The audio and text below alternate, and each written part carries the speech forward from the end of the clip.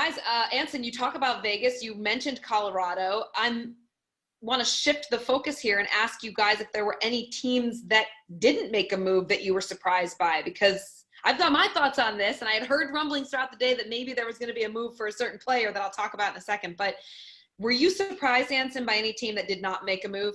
Yeah, I'm surprised. I mean, they call it Music City, but it was awfully quiet. You know, I thought that the Nashville Predators would be sellers, and it turned out that David Poile was buyers. There were buyers there, and I think it's really because this team convinced him that maybe they have a heartbeat after all. Maybe their team that we left for dead about a month or two ago is telling their general manager, we're still in this. We still have the pieces that we can make a run at this thing, and it's 2021. Anything's possible. So I was shocked that they were buyers and they weren't sellers, Dom. Yeah, for me, it wasn't necessarily that surprising, but given where they are in the standings, the New York Rangers could have done something.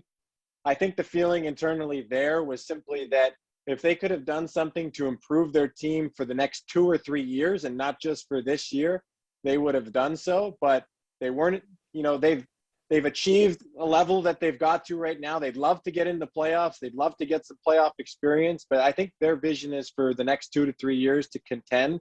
And so they didn't want to jeopardize that plan in order to try to make a run to get in this year. But that was a team that I was watching carefully to see if they might do something. My surprise, and we talked about it off air, but I'm going to share with our audience, I thought for sure that Ryan Getzlaf was going to be on the move, because there was so much talk throughout the day that he had waived his no trade clause, which to me, when a captain of a franchise, you know, your perennial leader in that locker room decides he can waive the clause to go to Vegas, I think you try to make that move. And Ace, you had a good perspective as to why you think that the Ducks and the Golden Knights couldn't get that deal done. Why do you think it was? Yeah, maybe the Ducks were asking for too much. And Vegas said, we like our team right now. We're not willing to subtract that much to add Ryan Getzlaf to the table. So that's probably why the deal didn't happen.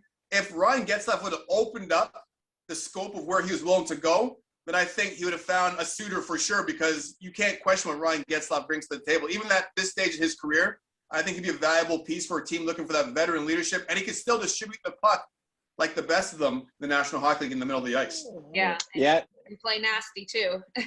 Yeah. And what you need for a playoff run. I just think too, you know, KT, to that question, I think this is such a weird year, you know, and not only the COVID and all of that, you know, changed the marketplace, but the next few years with the flat cap, you know, you're seeing teams that approach this deadline very cautiously because they want to keep all their options open going forward in terms of crafting their teams and building the puzzle pieces together to fit under the cap and contend. So I think it was not easy to get deals done this year. And you mentioned the word creative, you know, when we were talking just a while ago. I think that was the way a lot of these deals got done. They had to be creative.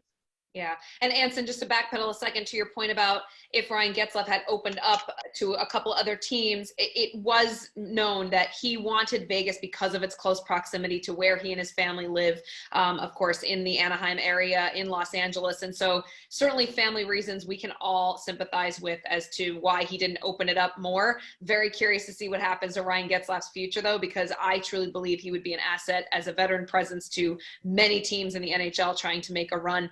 Given the 4 divisions, guys, you know, when you look at the big deals that were made today, is there any team that you didn't expect would now make a run for a cup that is after the deals that they've made today? For me, the contenders are the contenders, and you know they all kind of stepped up to the plate to try and, you know, add assets to their pieces, and all of them wanted, you know, was kind of go big or go home time. And for me, Ace, that you look at, for me, Colorado, they're a team that to me is the best team in the NHL right now. They did what they had to do. Toronto, despite what you may think about the North Division, they did what they had to do to put themselves in a position to make a run. Time will tell, though, whether these were the right decisions, because you make those go big or go home moves and you lose in the first round. Well, hey, that's the risk reward that you've got to play that game for. And last year, I thought Tampa had the best decor.